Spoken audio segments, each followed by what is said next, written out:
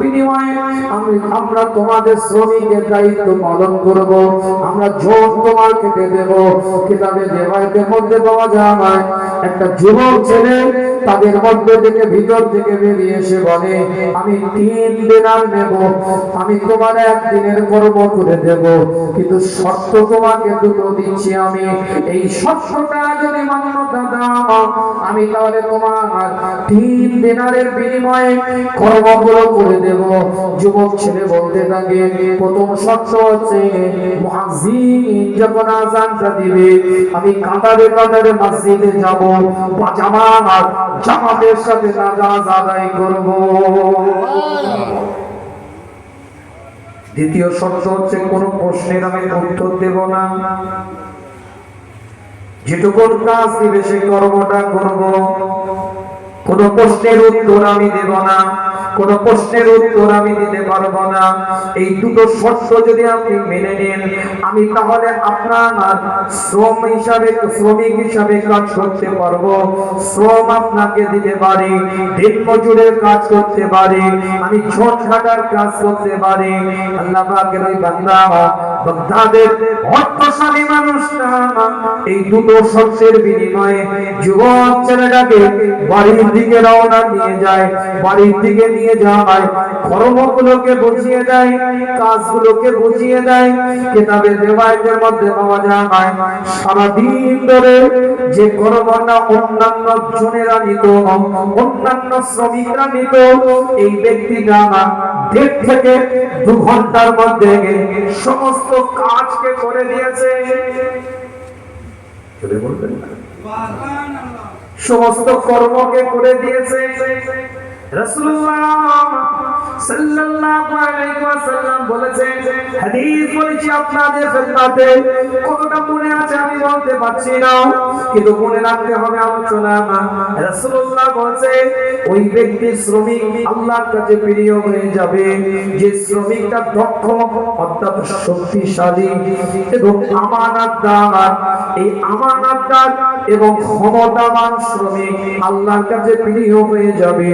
কিতাবে রিওয়ায়াতের মধ্যে পাওয়া যায় সেই ব্যক্তি যুবক, ক্ষমতা তো ছিল, দক্ষ তো ছিল, কিন্তু আমানতদার ছিল, ফালতু সময় নষ্ট করে নাই, যেটুকু কর্ম দিয়েছে মনোযোগ সহকারে কাজটা করেছে, কর্মটা করেছে, আল্লাহ পাকের দরবারে নৈকট্য অর্জন করে নিয়েছে।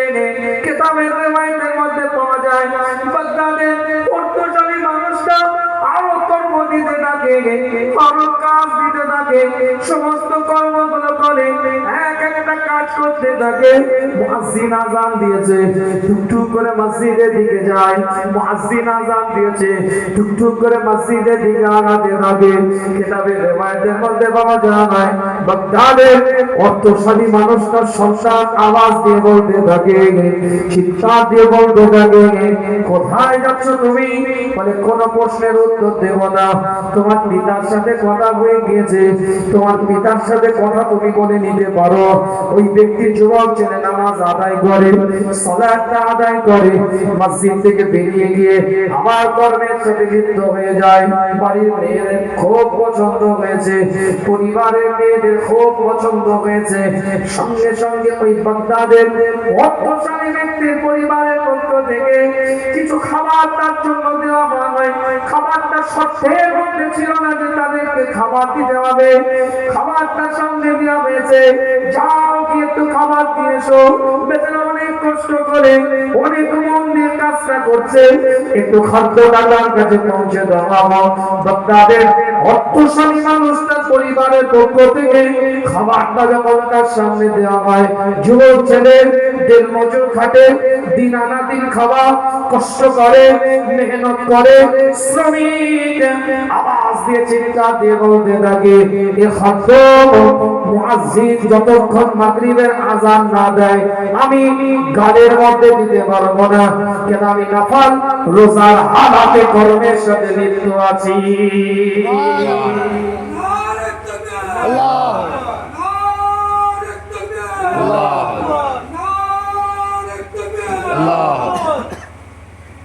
তখন ফরজ কোন রোজা চলছে না। ইয়া আইয়ুহাল্লাযীনা আমানু কুতিবা কুতিবা আলাইকুমুস সিয়াম কামা কুতিবা আলাল লাযিনা মিন ক্বাবলিকুম লাআল্লাকুম তাত্তাকুন। একটা মাস রোজা রাখাকে আল্লাহ বাধ্যতামূলক করেছে, আবশ্যক করেছে। তখন কোন ফরজ রোজা চলছে না। যুবক ছেলে, শ্রমিক ছেলে, তরতাজা একজন দিন আনা দিন খাওয়া মজুরে দিন মজুরের কাজ করে, সে নফল রোজা রেখে আমানতের খেয়ানত করে না, কর্মের সাথে লিপ্ত আছে। জুড়ে বলে মুসলমানের বাচ্চা গুটকা নেশায় ফরজ রোজা রাখে না। এটা কথা ঠিক বলছি না? মুসলমানের ছানা সিগনেচার বিমল খাওয়ার নেশায় ফরজ রোজা রাখে না, নফল তো দূরের কথা। টাইম পাস করার জন্য পাবজি খেলে, ফ্রি ফায়ার খেলে, ড্রিম 11 খেলে, রামি সার্কেল, ওটুর মতন জুয়ার গেমের সাথে যুক্ত রেখেছে নিজেকে। ইলেকট্রনিক্স গেম বেরিয়ে গিয়েছে। ওই ক্যারাম বোর্ডে পাউডার দিয়ে স্ট্রাইকার মারার আর সময় নেই। এখন ইলেকট্রনিক্স গেম সফটওয়্যার বেরিয়ে গিয়েছে মোবাইলে। ক্যারাম বোর্ড, লুডু, পিট্টু, তাস, গোটা পৃথিবীময় জুয়া চলছে।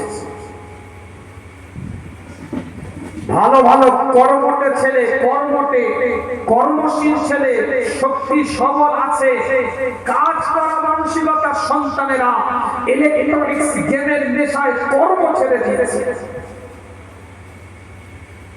কথা ঠিক বলছি না? তরতাজা যুবকের কথা বলছি আমি।